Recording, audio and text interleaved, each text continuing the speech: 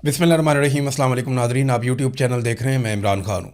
नाज़रीन, Abbas Araghchi Russia में हैं और रूस से जो स्टेटमेंट दिए हैं ईरान के वज़ीर ख़ारजा ने, उनमें बहुत ज़्यादा कॉन्फिडेंस दिखाई दे रहा है। एक तो अरागची के मुताबिक मुज़ाकरात के नए दौर के लिए अमेरिका की जानिब से एक और दरख्वास्त मौसूल हुई है। यानी अमेरिका ये चाहता है कि दोबारा मुज़ाकरात के लिए बैठें, ये दावा किया अरागची ने। इसके अलावा ये बात अब्बास अरागची ने रशिया में कही कि सुपर पावर को नाकों चने चबवाए, ईरान के पास रूस जैसे दोस्त और इत्तहादी मौजूद हैं।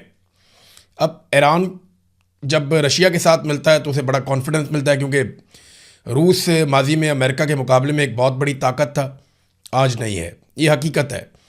रशिया बहुत बड़ा मुल्क हुआ करता था, लेकिन अफ़गानिस्तान की वॉर के बाद सोवियत यूनियन टूटना शुरू हो गया। अमेरिका ने बहुत सारी प्रॉक्सीज़ इस्तेमाल की और रशिया टूटते टूटते महदूद हो गया। फिर उसकी वो माशी कुव्वत भी नहीं रही, उसका सिस्टम भी नहीं चला। आज रशिया के बाद जो दूसरी ताकत अमेरिका के सामने आकर खड़ी हुई वो चाइना है। चाइना माशी तौर पे अमेरिका से काफ़ी मजबूत होता चला जा रहा है। फ़ौजी एतबार से चाइना आज तक टेस्ट नहीं हुआ, यानी कोई ऐसा बड़ा टेस्ट चाइना का नहीं हुआ जिससे वो साबित कर सके कि उसकी फ़ौज अमेरिका से बेहतर है। लेकिन चाइना के हथियारों ने दुनिया में अपना मुकाम बनाया। बहुत सारी जगहों पे चाइनीज़ हथियार ख़रीदे भी जाते हैं और वो आजमाए भी जाते हैं, और चाइना के हथियार आहिस्ता आहिस्ता दुनिया की मार्केट में अपना हिस्सा बना रहे हैं। अब तो ये अरागची का काफ़ी काबिल एतमाद किस्म के उनके स्टेटमेंट हैं, बड़ा भरोसा उनको हुआ अपनी ताकत के ऊपर, और रशिया ने काफ़ी बकअप किया है। जितना मजबूत स्टेटमेंट रशिया की गवर्नमेंट की जानिब से दिया गया अरागची के आने पर, ऐसा ज़बरदस्त मजबूत स्टेटमेंट किसी और ने नहीं दिया। पाकिस्तान जो है वो सालिसी की बदस्तूर कोशिशें कर रहा है। देखिए, होती है या नहीं होती, लेकिन जो एक तजवीज़ पहुंचाई गई ईरान की जानिब से पाकिस्तान के ज़रिए से अमेरिका को, अमेरिका ने उसके ऊपर फिर मीटिंग की, और डोनाल्ड ट्रंप ने एक बड़ी अहम मीटिंग की है गुज़िश्ता रात को अमेरिका में।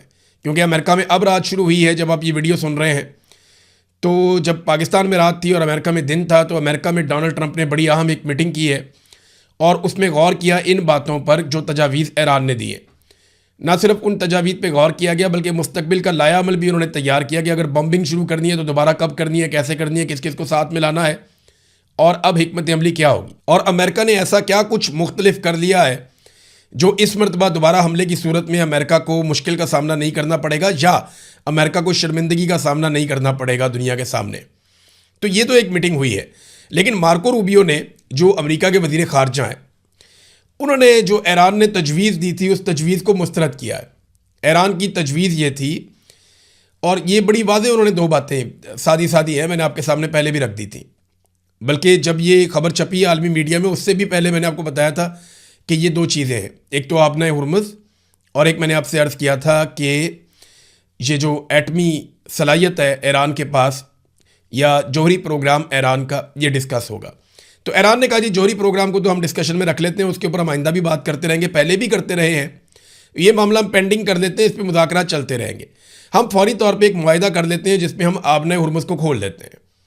और जो ईरान ने उसमें तजवीज़ दी थी वो ये दी थी कि एक मुआहिदा करते हैं अमेरिका और ईरान के बीच में आबना हुर्मुज़ को खोलने के हवाले से, और उस मुआहदे के मुताबिक अमेरिका नाकाबंदी ख़त्म कर देगा और ईरान आबना हुर्मुज़ को खोल देगा। लेकिन मार्को रूबियो ने कहा कि अमेरिका इन तजावीज़ को मुस्तरद करता है, क्योंकि ईरान ने सख्त शराइत के तहत आबना हुर्मुज़ की बंदिश खोलने का कहा, जो हमारे लिए काबिल कबूल नहीं है। ईरान का कहना यह है मार्को रूबियो के मुताबिक कि जहाज़ रानी सिर्फ उस सूरत में हो सकेगी, या आबना हुर्मुज़ में से जहाज़ सिर्फ उस सूरत में गुजरेंगे जब ईरान के साथ हम आहंगी की जाएगी या उनसे बाकायदा इजाज़त ली जाएगी। अगर कोई बग़ैर इजाज़त लिए या ईरान से कोऑर्डिनेशन किए बगैर यहाँ से गुजरेगा तो उसको या तो उड़ा दिया जाएगा या फिर उसके ऊपर जुर्माना आयद कर दिया जाएगा। ये मार्को रूबियो ने कहा जी हमें काबिल कबूल नहीं है। फिर मार्को रूबियो ने एक और स्टेटमेंट दिया। डोनाल्ड ट्रंप ने कहा था, आपको याद होगा, कि हमने ईरान के तकरीबन तमाम मिसाइल ख़त्म कर दिए हैं और उनकी मिसाइल साइट्स तबाह कर दी हैं। अब ईरान के पास हमला करने की सलाहियत नहीं है, हम जंग जीत चुके हैं, ये डोनाल्ड ट्रंप ने कहा था।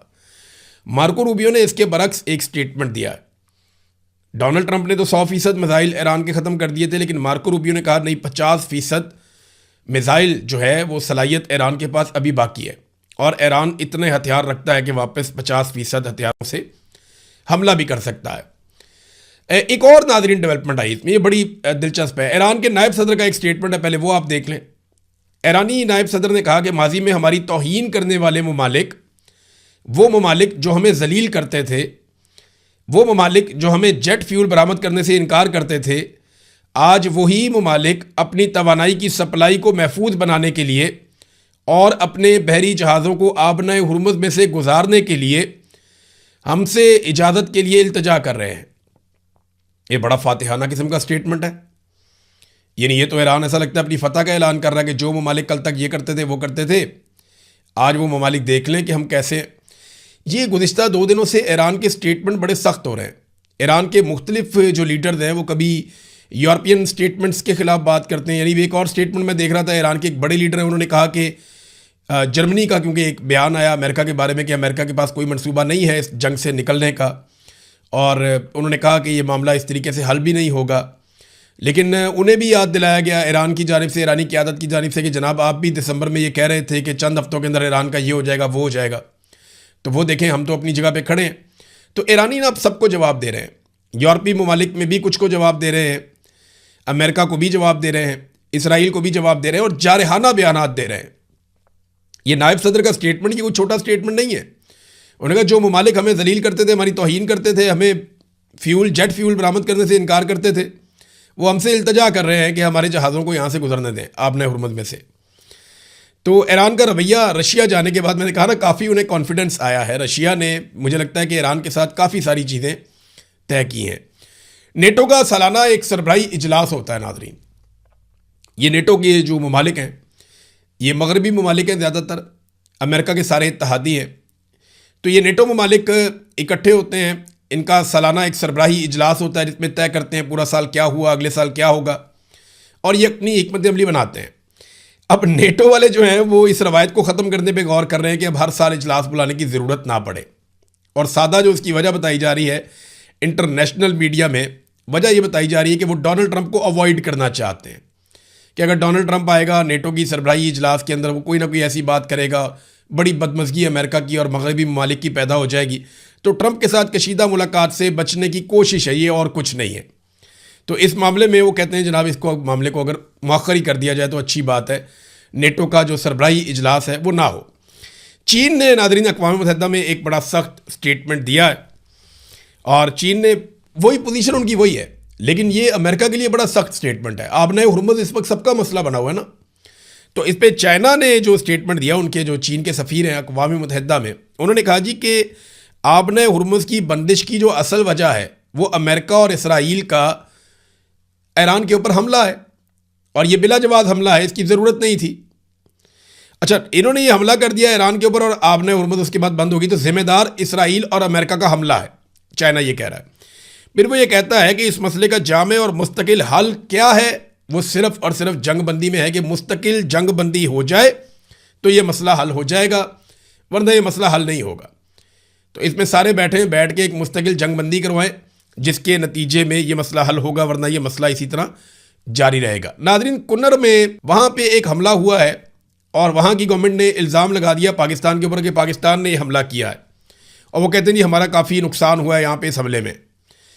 अब पाकिस्तान ने जो है वो ये कहा कि नहीं, ये ऐसा नहीं किया, पाकिस्तान ने ऐसा नहीं किया, पाकिस्तान ने ये अटैक कुन्नड़ में नहीं किया, बल्कि पाकिस्तान की तरफ से कुछ ज़राए ये भी बता रहे हैं कि कुन्नड़ में कोई दहशतगर्दों का मरकज़ था, वहाँ पे कोई तरबियत दी जा रही थी दहशतगर्दों को, और वहाँ कोई धमाका हो गया तरबियत के दौरान, और वो नुकसान पाकिस्तान पे डालने की वहाँ की हुकूमत कोशिश कर रही है।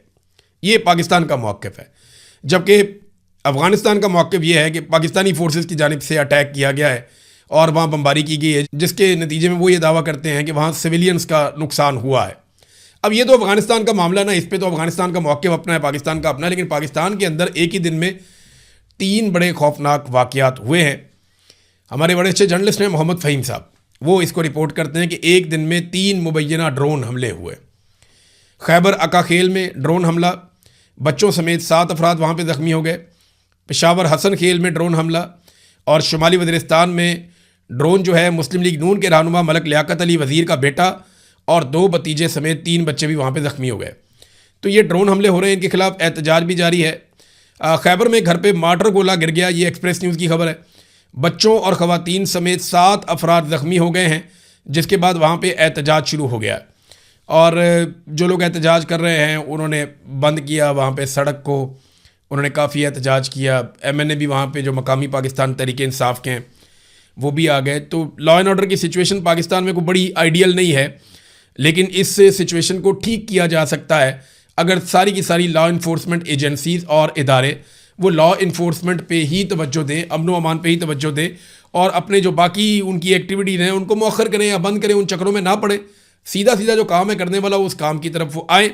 यहाँ ज़्यादातर तवज्जो इस बात पे होती है कि इमरान खान को कैसे गिराना है, इमरान खान को नुकसान कैसे पहुँचाना है, पाकिस्तान में मौजूदा रजीम को बरकरार कैसे रखना है, एक्सटेंशन कैसे लेनी है, ताहयात इस्तिस्ना को कैसे बचाना है, ज़्यादा माल कैसे बनाना है। पाकिस्तान में देखें ना, इन्होंने दावे किए थे कि बहुत बड़ी सरमायाकारी आएगी। SIFC बनाई थी आर्मी चीफ ने और खरबों डॉलर का कहा था कि इतना पैसा यहाँ से आ जाएगा, इतना वहाँ से आ जाएगा। तो 250 अरब तो इन्होंने गिनवाया हुआ सीधा सीधा ही फिंगर टिप्स के ऊपर। 1 अरब डॉलर भी ये पाकिस्तान में नहीं ला पाए, बल्कि जो पैसा दोस्त ममालिक का पड़ा हुआ था वो भी अब आंखें दिखाते हैं। UAE ने अपना पैसा वापस मांगा, वो पैसा वापस किया कैसे, वो सऊदी अरब से लेके वापस कर दिया, और उसके बदले में फौरी तौर पे सऊदी अरब में अपनी फ़ौज भिजवा दी, अपने तैयारे और लड़ाई का सामान भिजवा दिया। और देखें ये उस मुआहदे के तहत मुझे देखें कोई एतराज़ नहीं है। सऊदी अरब हमारा ब्रादर इस्लामी मुल्क है, हमें एतराज़ नहीं होना चाहिए। हमारा ब्रादर इस्लामी मुल्क है, वो हमारी हिफाजत के लिए, हमारी मदद के लिए आ सकते हैं, हम उनकी हिफाजत के लिए, उनकी मदद के लिए जा सकते हैं। लेकिन अगर 2 मुसलमान मुल्कों में लड़ाई हो जाए तो फिर पाकिस्तान को कहाँ खड़े होना है, इसके ऊपर हमने कभी डिस्कशन ही नहीं की। जो अहम नुक्ता है वो ये है कि सऊदी अरब के ऊपर कोई दुश्मन मुल्क ऐसा अटैक कर दे जो पाकिस्तान का भी दुश्मन है। फ़र्ज़ करें सऊदी अरब पे इसराइल अटैक कर देता है, तो पाकिस्तान तो पूरा खड़ा हो जाएगा सऊदी अरब के साथ और कहेगा जी हम आपके साथ हैं, ऐसी तैसी, हम भी मरेंगे, इनको भी मारेंगे, नहीं छोड़ेंगे। लेकिन अगर सऊदी अरब की और ईरान की लड़ाई हो जाती है तो ऐसे में पाकिस्तान किसके साथ खड़ा होगा? ऐसे में पाकिस्तान का रोल क्या होना चाहिए? ये चीज़ें पार्लियामेंट में डिस्कस होनी चाहिए थी, ये चीज़ें कैबिनेट में डिस्कस होनी चाहिए थी। सियासतदानों को, अवामी मुंतखब नुमाइंदों को इसका फैसला करना चाहिए था, अवामी राय को मद्देनज़र रखते हुए, अवामी जज्बात को मद्देनज़र रखते हुए। लेकिन हुआ ये कि ये फ़ैसला बारों बार कर लिया गया। आर्मी चीफ कमिटमेंट देकर आ जाते हैं किसी नाश्ते में, किसी खाने में, किसी जगह पे, किसी महफिल में, किसी मीटिंग में, शहबाज शरीफ साहब साथ होते हैं और उसके बाद वो काम वो कर दिया जाता है। फिर कोई नहीं देखता कि जनाब कोई कानूनी चीज़ है, कोई आइनी चीज़ है, कोई मुशावरत भी कोई चीज़ होती है, अवाम की राय भी कोई चीज़ होती है, तब कोई कुछ नहीं देखता। बहरहाल पाकिस्तान के हालात तो इन्होंने बेहतर नहीं किए। अभी एक खबर अच्छी है आज के दिन में मेरे पास, कल जो है वो ज़मानत हो गई फ़खरुर रहमान साहब की। सीनियर जर्नलिस्ट हैं, उन्हें गिरफ़्तार किया गया था बोगस किस्म के मुकदमे में। बड़ा तकलीफ़ दे था उनको हथकड़ियों में देखना। तो अच्छी बात यह है बिलाखिर वो रिहा हो गए हैं। और यानी सहाफ़ियों को तो दीवार के साथ लगाया हुआ है पाकिस्तान में। और जिस वक्त उन्हें गिरफ़्तार किया गया ना, चंद मिनट के बाद वो तुर्की के TV पे लाइव जाने वाले थे। अगर ये ड्रामा चंद मिनट के बाद होता ना तो इंटरनेशनल मीडिया भी देखता कि पाकिस्तान के अंदर सहाफ़ियों को कैसे उठाया जाता है, कैसे गिरफ़्तार किया जाता है। ये पाकिस्तान की और बदकिस्मती हो जाती। और वो बल्कि अब मेरी बात हो रही थी वकील साहब से, तो वो मुझे बता रहे थे कि फ़खरुर रहमान साहब ने कहा कि अच्छा हुआ मैं लाइव नहीं था तुर्की TV के ऊपर, अगर मैं वहाँ लाइव होता या उनके साथ बात कर रहा होता तो ये मुसीबत बन जाती, पाकिस्तान की शर्मिंदगी हो जाती। अब वो आदमी पाकिस्तान के बारे में ऐसे सोच रहा है और आप उसको उठाकर ले जा रहे हैं, मुल्क का दुश्मन बना रहे हैं। हद हो गई। वैसे अपने ज़ाती मफाद के लिए निज़ाम इस लेवल तक गिर जाता है। और वैसे भी जो मुझे पता है कि इस बात पे गुस्सा, उन्होंने एक दिन बताया था कि आसिम मुनीर साहब निजी महफिलों में हर जगह कहते हैं कि जब तक मैं हूँ तब तक इमरान खान बाहर नहीं आता। ये बात सारे जानते हैं, कुछ छुपाने वाली बात तो नहीं है। सब जानते हैं कि आसिम मुनीर साहब इमरान खान साहब को नहीं छोड़ेंगे, क्योंकि उन्होंने जो इस्तिस्ना लिया उस दिन मुझे आइडिया हो गया था कि ये अंदर से डरे हुए हैं, तो ये इमरान खान से खौफज़दा हैं, ये इमरान खान को नहीं छोड़ेंगे। इस्तिस्ना चीज़ ही ऐसी, वो लेने का मकसद ही मुझे समझ आ गया था। यानी मैं समझता था कि शायद वो मामला कुछ और है, लेकिन नहीं, इस्तिस्ना जो है वो दलेर आदमी का काम नहीं है, वो सामना नहीं कर सकेंगे इमरान खान का, जो मुझे वैसे दिखाई दे रहा है। फिर एक और चीज़ ये है कि मोतीउल्लाह जान साहब को अब नौकरी से हाथ धोने पड़ गए। न्यूज़ ने उनको अचानक बताया जनाब आप घर जाएं, आपकी अब ज़रूरत नहीं है। ये पाकिस्तानियों के साथ ना एक नॉर्मल चीज़ हो गई। आज मोतीउल्लाह जान है, इससे पहले और बहुत सारे सहाफ़ी थे। दर्जनों सहाफ़ियों की नौकरियां चली गई हैं, और ऐसा नहीं है कि सिर्फ इसी हुकूमत में जा रही हैं, पिछली हुकूमत में भी जाती थी, इमरान खान साहब की हुकूमत में भी जाती थी, उससे भी पिछली हुकूमत में जाती थी। तो ये हमेशा से पाकिस्तान में सिलसिला चलता आ रहा है। सहाफ़ियों को दबा कर रखते हैं, जो आदमी भी खबर देता है मंशा के ख़िलाफ़ उसको ऐसी तैसी फेर देते हैं। लेकिन हर दौर में ना हुक्मरानों से ज़्यादा जो सहाफ़ियों को तकलीफ़ देते हैं ना, वो मिलिट्री एस्टेब्लिशमेंट के लोग होते हैं। हामिद मीर के प्रोग्राम की बंदिश के पीछे भी मिलिट्री एस्टेब्लिशमेंट थी, बाकी जो प्रोग्राम बंद होते थे उनके पीछे भी मिलिट्री एस्टेब्लिशमेंट होती थी। सहाफ़ियों के प्रोग्रामों की बंदिश हो, या उन्हें नौकरियों से निकलवाना हो, या उन्हें मुल्क से भागने पर मजबूर करना हो, या उनकी जान से खेलना हो, इसके पीछे पाकिस्तान की एस्टेब्लिशमेंट का एक किरदार होता है। इमरान खान के दौर में ये जुल्म और बर्बरियत हुई, लेकिन इमरान खान साहब ने इसको कभी सपोर्ट नहीं किया। मुतीउल्लाह जान साहब को एजेंसियों ने अगवा किया, 5 घंटे में एक्शन हुआ था। इमरान खान साहब ने, कैबिनेट ने इसके ऊपर एक्शन लिया था, और सहाफ़ियों के साथ जो हुआ, इमरान खान साहब की हुकूमत ने उस वक्त एक्शन लिया जितना वो कर सकते थे। लेकिन मौजूदा हुकूमत ने तो परवाह ही नहीं की, ये तो सहूलतकार बन गए बहुत अच्छी तरह मिलिट्री एस्टेब्लिशमेंट के। तो अब मुतीउल्लाह जान साहब भी गए, 1 दर्जन के करीब सहाफ़ी हैं जो पाकिस्तान से बाहर हैं, अपनी जान बचा कर आए, नौकरियां भी चली गई, सब कुछ चला गया। पाकिस्तान के अंदर दर्जनों सहाफ़ी हैं जिनके प्रोग्राम्स होते थे, जिनकी नौकरियां होती थी, उनसे नौकरियां भी छीन ली गई, उनके प्रोग्राम्स भी बंद कर लिए गए, वो बड़ी तकलीफ़ की ज़िंदगियां गुजार रहे हैं। पाकिस्तान के अंदर भी ऐसी सहाफ़ी हैं। तो ये एक रूटीन बनती जा रही है और इसको एक नया नॉर्मल बना दिया गया है। पाकिस्तान एक ऐसा मुल्क है जहाँ पे सहाफ़त करना अब बड़ा रिस्की काम है, यानी इसमें बहुत रिस्क है। अगर आप पाकिस्तान में सहाफ़त करते हैं, आपका किसी दिन भी आपकी नौकरी छीनी जा सकती है, आपकी आमदन बंद हो सकती है, आपको गिरफ़्तार किया जा सकता है, आपके सोशल मीडिया अकाउंट्स बंद किए जा सकते हैं, आपको उठाया जा सकता है। आजकल एक नई वारदात भी की जा रही है। ये जो पाकिस्तान तहरीक इंसाफ के सोशल मीडिया वर्कर्स थे ना, इन पे बहुत दबाव डाला एजेंसियों ने, बड़ी कोशिश की कि ये इमरान खान के ख़िलाफ़ बोलें। वो इसके लिए कोई आमादा नहीं हुआ। तो अब वो एक नई स्टेज ये है कि आप इमरान खान के ख़िलाफ़ ना बोलें, आप इमरान खान के लोगों के ख़िलाफ़ बोलें। यानी आप पाकिस्तान तहरीक इंसाफ में दरार पैदा करें, मुखालफत पैदा करें, तहरीक इंसाफ में आप लड़ाइयाँ करवाएं। बहुत सारे ऐसे लोग हैं बेचारे जो नहीं चाहते, लेकिन इसके बावजूद कई अकाउंट से आप देख रहे होंगे कि पाकिस्तान तहरीक इंसाफ के अंदर लड़ाइयाँ करवाई जा रही हैं। इमरान खान की कोई बुराई नहीं करता, लेकिन एक ने ये ग्रुप बनाया हुआ है, एक ने वो ग्रुप बनाया हुआ है, एक ने वो ग्रुप बनाया हुआ है। तो एस्टेब्लिशमेंट का अपना तरीक़ाकार होता है ना चीज़ों से डील करने का। जब उन्होंने देखा कि ये इमरान खान के ख़िलाफ़ नहीं हो रहे, सारे उसके साथ खड़े, तो उन्होंने कहा ठीक है, इनको आपस में तो लड़ाओ, कम से कम कमज़ोर तो करो इनको। तो उस कोशिश में वो कुछ हद तक कामयाब हुए हैं। लेकिन कोई एक वाक़या होता है और सारे फिर इकट्ठे हो जाते हैं, और ये बार बार होता है। तो एक वाक़या, कोई खुदा ना खास्ता एक चिंगारी, और फिर ये सारा इनका किया कराया भस्म हो जाएगा। अब तक के लिए इतना ही। अपना ख्याल रखिएगा, अपने चैनल का भी। अल्लाह हाफ़िज़।